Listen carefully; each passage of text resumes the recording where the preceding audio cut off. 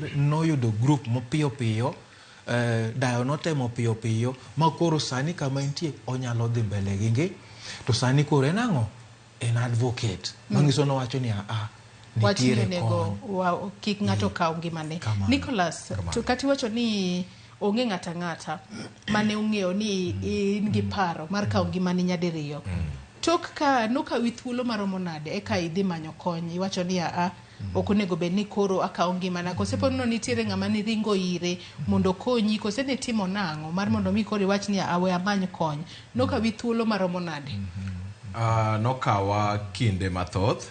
Kiwacho kinde mathoth pono no dweche higni. Emado wacho ni.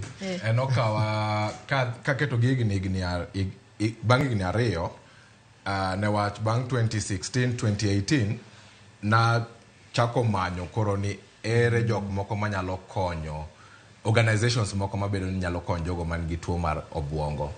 Koro kuom manyo go eko natemo manyo yore mbui to nokayudo.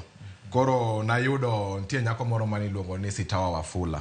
Sitawa Wafula ne en ga mental health advocate. Koro en mana yudo website mare to amanye aoro ne message tanyise paro mana an go.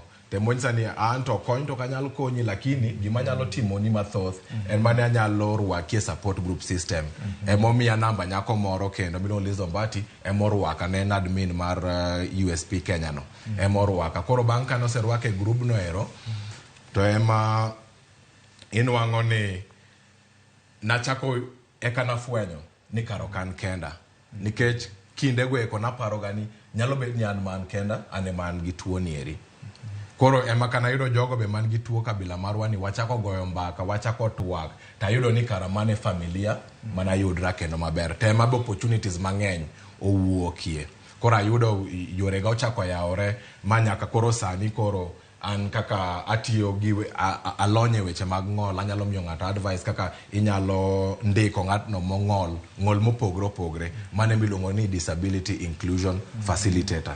Kamano. To koro nyaka sani wang'e ni pacho kae, wang'e ni ng'ato kotemo kaw ngimane to en gino ma en ataro mar chik. Ma kapono no yudi tinyalo tweyi. Bende en gima kare ahinya ka jogo ma otemo kaw ngimane itweyo. Kosere kaka inyalo wach ni ng'ani otemo kaw ngimane, kik watere jela, watwe sel moro. Ponono kata sel kanyo pod onyalo mana kaw ngimane. Koso nego bed ni timo nang'o, Nicholas, kapok wadhi Joseph. Okay, kuom weche mang'eyo en ni ng'atno matemo kaw ngimane ok onego bed ni tweyo. Ne wach manero enego bed ni en gino ero ma itero ng'atno osuptal. Ok onego bed ni itere jela. Ma sani be wane process moro madwa ni waping wach mar tweyo jogo madwa dere. Ne wa jogo madwa dere ok en case mar jela, en mana case mar hospital. Nego bed ni ng'atni eritero kuom ng'atno ma hocho, kata ma ng'atno be molonye weche mag tuo mar obwongo ma en psychiatrist, mondo mi okete e yedhe kata okonye e yore mopogre opogre. Ok onego bed ni tweche. Nyaka sani wacho ni temo. Higa mar 2016 nyaka 2018 kanye ma pono ni wacho ni anto koro